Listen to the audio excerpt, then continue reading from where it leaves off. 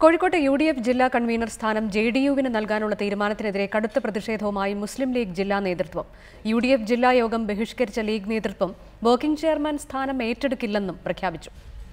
കോഴിക്കോട് ജില്ലാ കൺവീനർ സ്ഥാനം JDUവിന് നൽകാൻ UDF സംസ്ഥാന നേതൃത്വം തീരുമാനിച്ചിരുന്നു. എന്നാൽ തങ്ങൾ വർഷങ്ങളായി കൈവശം വെച്ചിരിക്കുന്ന പദവി വിട്ടുകൊടുക്കാനാവില്ലെന്നാണ് ജില്ലാ ലീഗ് നേതൃത്വത്തിന്റെ നിലപാട്.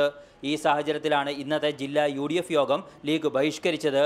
കൺവീനർ പദവിക്ക് പകരം വാഗ്ദാനം ചെയ്ത വർക്കിംഗ് ചെയർമാൻ സ്ഥാനം ലീഗ് ഏറ്റെടുക്കില്ലെന്ന് ജില്ലാ general secretary MA Razak master വ്യക്തമാക്കി. ജില്ലയിലും വർക്കിംഗ് ചെയർമാൻ പ്രൊഫഷനുണ്ട്. പിന്നെ ഇവിടെ മാത്രമേ വർക്കിംഗ് ചെയർമാൻ്റെ ആവശ്യമില്ല.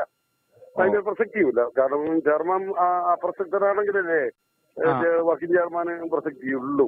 ലീഗിന്റെ അതൃപ്തി KPCC നേതൃത്വത്തെ അറിയിച്ചതായി P. ശങ്കരൻ വിശദീകരിച്ചു. സംസ്ഥാന നേതൃത്വത്തെ വിവരം അറിയിക്കും. ആവശ്യമായ നടപടികൾ ഉടൻ തന്നെ ഉണ്ടാകും. ഇക്കാര്യത്തിൽ ആരെങ്കിലും കുറച്ച് കാണാനോ അല്ലെങ്കിൽ ആരെങ്കിലും തരം താഴ്ത്താനോ ഉള്ള യാതൊരു ഉദ്ദേശവും സംസ്ഥാന നേതൃത്വത്തിനില്ല, ജില്ലാ നേതൃത്വത്തിനില്ല. മുസ്ലിം ലീഗ് പൂർണ്ണമായും സഹകരിക്കുമെന്നുള്ള പ്രത്യാശയാണ് എനിക്കുള്ളത്.